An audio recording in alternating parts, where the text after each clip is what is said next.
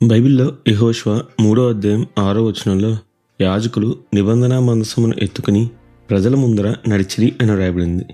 మీకు తెలుసా, ఈ నిబంధన మందసం దేవుని సన్నిధికి గుర్తుగా ఉంది. ఇశ్రాయేలీయులు యొర్దాను దాటుకు దీన్నే వెంబడించారు.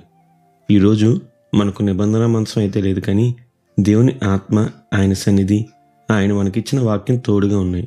మరి మీరు ఆ వాక్యానుసారంగానే నడుస్తున్నారా? అయితే వినండి, ఈరోజు దేవుడు మీతోనే మాట్లాడుతున్నాడు. మరి ఈ రోజును దేవుని వాక్యధ్యానంతో ప్రారంభిద్దామా?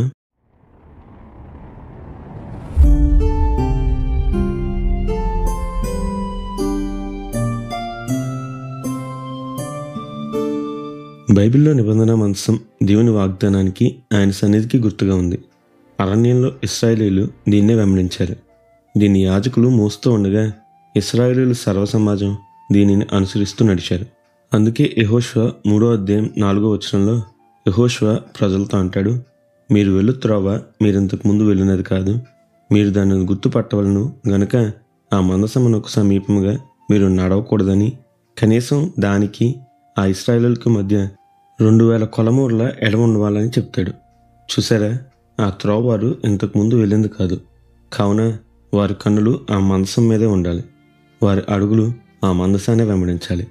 నిజమే కదా, ఆనాడు ఇశ్రాయేలీయులకే కాదు, ఈనాడు మనందరికీ కూడా జీవితంలో రేపు ఏం జరుగుతుందో తెలియదు.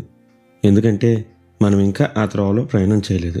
మరుక్షణం తర్వాత మన జీవితంలో ఏం జరుగుతుందో మనలో ఏ ఒక్కరూ ఊహించలేం. అందుకే ఇప్పుడు మనకు నడిపించే ఒక తోడు, దారి చూపించే ఓ మార్గదర్శి కావాలి. మీకు తెలుసా, ఆ మార్గదర్శి మన దేవుడే.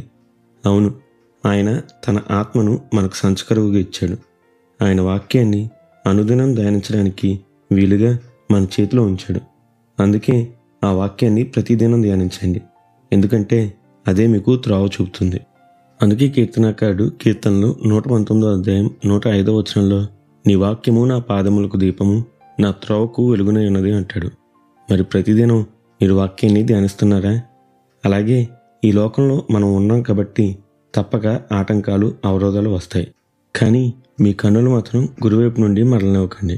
ఎందుకంటే హెబ్రీయులకు రాసిన పత్రిక 12వ అధ్యాయం 2వ వచనంలో పౌలు గారు చెప్తున్నారు, విశ్వాసమునకు కత్తియు దాన్ని కొనసాగించువాడైన యేసువైపు చూచుచు మన ఎదుట ఉంచబడిన పందెంలో ఓపికతో పరిగెత్తుదము అని. అవును, ఓపికతో పరిగెట్టి పరుగు కడముట్టించిన మన కొరకు జీవకిరీటం ఉంచబడింది. మరి మీ ఈ జీవిత యాత్రలో దేవుని వాక్యాన్ని, ఆయన ఆత్మను మార్గదర్శిగా ఉంచుకుని మీ పరుగు కొనసాగిస్తారా? అట్టి గొప్ప ధన్యత దేవుడు మనందరికీ దయచేయను గాక. నిత్యం ఘనత, మహిమ, ప్రభావములు యేసుక్రీస్తు నామానికి కలుగును గాక. ఆమెన్. హల్లెలూయా.